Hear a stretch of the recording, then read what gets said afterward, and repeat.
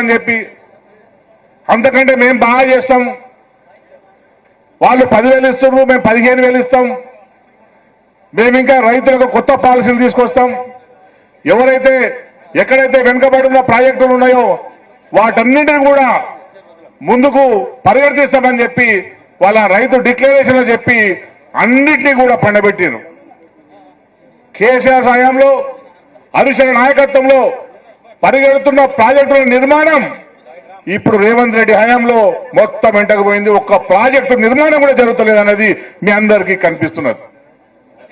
మన మల్లన్న సాగర్ నుంచి సింగూరుకు వచ్చే నీళ్ళ ప్రాజెక్టు ఇప్పటి వరకు ఊసే లేదు. అది రైతులకు పనికొచ్చేదే కదా, దానికి ఊసు లేదు.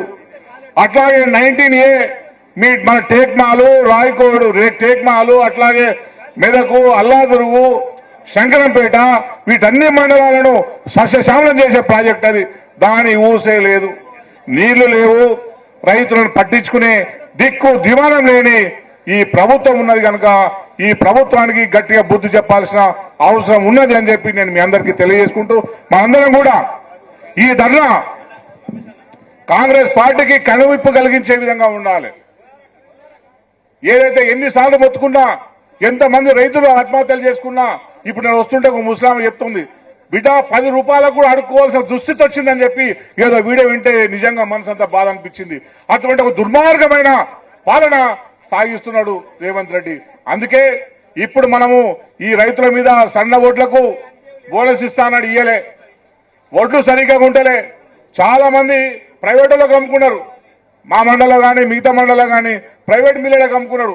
ఇక సన్న బియ్యాన్ని కొరటే దిక్కులో కూడా పోయిండు, బోనస్ ఇస్తానని ఆశపడితే ఆ బోనస్ కూడా లేదు.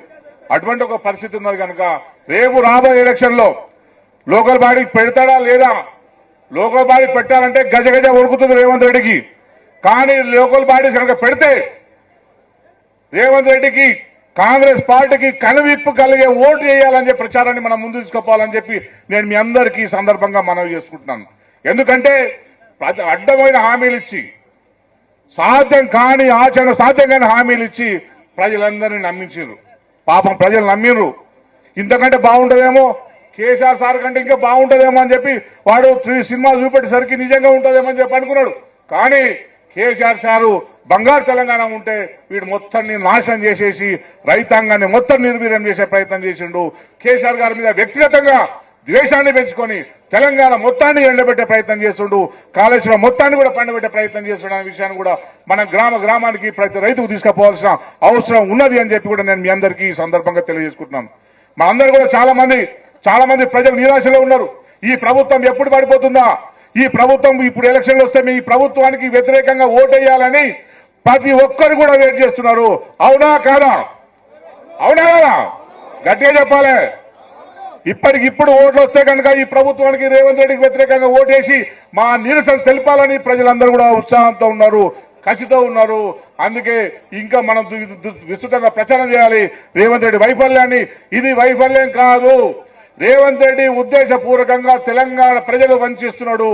తెలంగాణ ప్రజల పట్ల నయవంచకుడిగా తయారయ్యాడు రేవంత్ రెడ్డి, రైతుల పట్ల నయవంచకుడు తయారయ్యాడు రేవంత్ రెడ్డి. రైతు ప్రాజెక్టులను అమ్ముతున్నాడు, రైతు జీవితాలు లేకుండా చేసుకున్నాడు. మొత్తం రాష్ట్రంలో ఆర్థిక ప్రగతి మొత్తాన్ని నాశనం చేసి మొత్తం భారతదేశంలో ఒకప్పుడు ఎంత మనం రైస్ పండిస్తుంటే కలకత్తా ఫస్ట్ ఉండేది. ఇప్పుడు సివిల్ సప్లై ఏంది, సివిల్స్ కలెక్టర్లకు ఇంటర్వ్యూ చేసే దగ్గర ప్రశ్న అడుగుతున్నారు, దేశంలో అత్యధికంగా రైస్ ఎక్కడ పండుతుంది అని చెప్పి కలెక్టర్లకు ఇంటర్వ్యూ చేస్తారు కదా. ఆ ఇంటర్వ్యూలు అడిగితే ఏ రాష్ట్రం అంటే తెలంగాణ రాష్ట్రం అని చెప్తే వాళ్ళు ఆశ్చర్యపోతున్నారు. అవునా, పశ్చిమ బెంగాల్ కాదా అని వాళ్ళు అడుగుతున్నారు. అటువంటి ఒక అద్భుతంగా రాష్ట్రాన్ని తీర్చిదిద్దిన పరిస్థితి కేసీఆర్ గారు ఉన్నారు కనుక మళ్ళీ కేసీఆర్ గారి నాయకత్వంలోనే రైతుకు పునర్వైభవం వస్తుంది, రైతుకు మళ్ళీ నవ్వు వస్తుంది. కనుక మనందరం కూడా బీఆర్ఎస్ పార్టీగా ఇంకా ప్రజల్ని మోటివేట్ చేయాల్సిన అవసరం ఉన్నది, ఇంకా మన కార్యకర్తలు మోటివేట్ చేయాల్సిన అవసరం ఉన్నది. ఈ ప్రభుత్వానికి కనువిప్పు కలిగే ఓటు స్థానిక సంస్థల్లో చేయాల్సిన అవసరం ఉందని చెప్పి నేను మీ అందరికీ తెలియజేసుకుంటూ ఇక్కడికి వచ్చిన కార్యకర్తలందరికీ మరోసారి కృతజ్ఞత తెలియజేసుకుంటూ సెలవు తీసుకుంటున్నాను. జై తెలంగాణ.